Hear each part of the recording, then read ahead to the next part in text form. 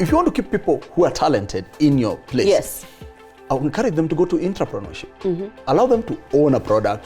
Innovation only comes when you allow your people to work as business people in your business. In your And business, that's where it yes. comes from. Not siphon from you.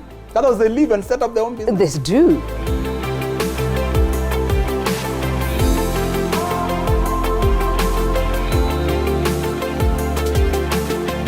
The series of conversations here is the blueprint of Peter Nduati. You think Peter Nduati, you think Resolution Health, Resolution Insurance. And there's a reason I say both, but I will tell him about that later. So he goes to do insurance in Tanzania in Swahili. Comes back because his work permit is cancelled, realizes he has no job. So what are you doing? So I stayed in a hotel for a while. I'd go to the office. I'm being paid, but I had no job. And I knew within time, this issue will come a bit. So you didn't even have a house? No. Remember, I was renting, obviously. But now I've gone to Tanzania. I've been thrown out. I'm coming back to Kenya, but I'm not settled. In fact, I left my furniture and stuff and everything. Oh my goodness. In the restaurant because I was given 24 hours to leave. Not a story for Kenya, Tanzania. So anyhow, then I decided, look, before I'm exited, Yes. let me develop a product. Okay. Meanwhile, there were companies that were offering me jobs. There was a company called Medex that offered me a CEO job when I was still there, but I didn't want to go there. So I designed a product, which as well, my employer didn't have. Then I went to the board and I told the board, I want to distribute this product, manage it under my own brand, a company called First Benefits Limited. Hello. The profit we make, we share. Because I was doing it under the AR brand. And that's a background. And that's a precursor of Resolution. That's why I found enough money and capital to start my own insurance business. So that actually took off? Yeah, the board nodded and said yes? Correct. And I brought in business that they as well could not have been able to get. And that is where now I cut my teeth on how to run a business. You know what I'm liking about what you're saying? You're calling it entrepreneurship. Entrepreneurship. You can encourage people who work for you to come up with ideas and you share return, yes. Entrepreneurship. And the good thing about that model is the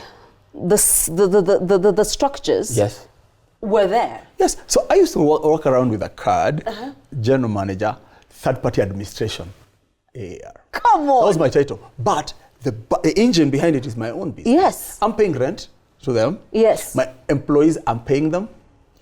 We share the profit on the product because I was using their brand. No, so it was the precursor of franchising. No, but here's the other thing. Today, if one of your employees came with that idea... I'll do it in a minute. In fact, I have products that are owned by other people that we distribute. Okay.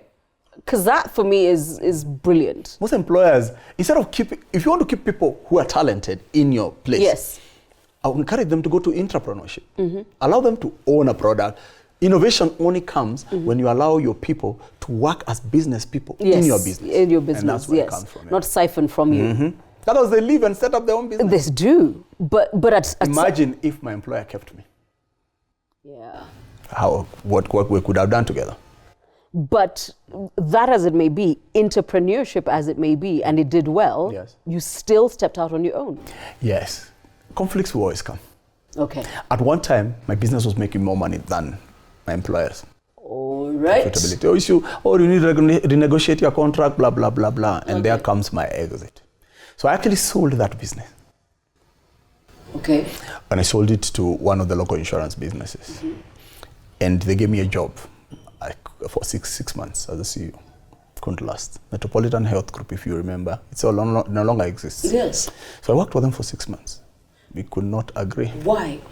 Because South African businesses struggle in this market. They do. Culture.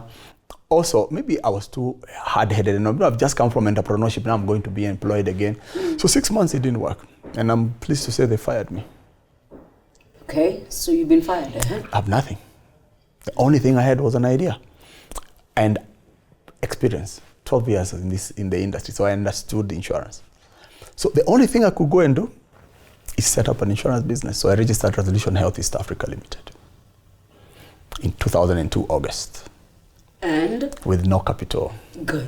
Yes. But I had a good business plan. it was sound. I understood the industry, so I set up a business. You said something very powerful there. You said, I had a good business plan. The number of people who tell me, I have an idea. I hate ideas. That happens to me daily. I get an email. Show me a plan. Yeah, I had a good business I plan. hate ideas. Yeah. But even after all that experience, I did not understand how to raise money, how to approach investors. I had no idea. So I went to my bank.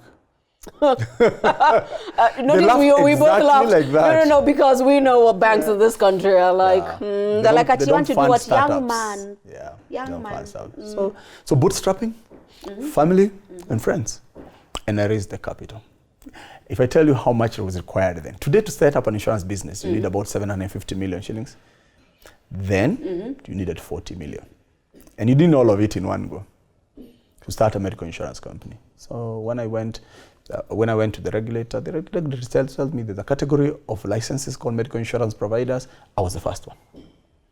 The act had just been changed. So I got the license as a medical insurance provider in November of 2003. And Resolution Health was born. It was born.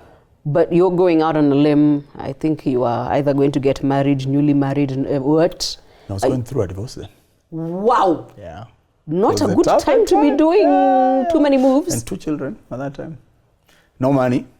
No money, you're busy borrowing. So that's my story. You've had my story of being auctioned and all that happens around then. Okay, so what I'm interested in when we come back is how was Resolution Health received in a market that already had wenyewe.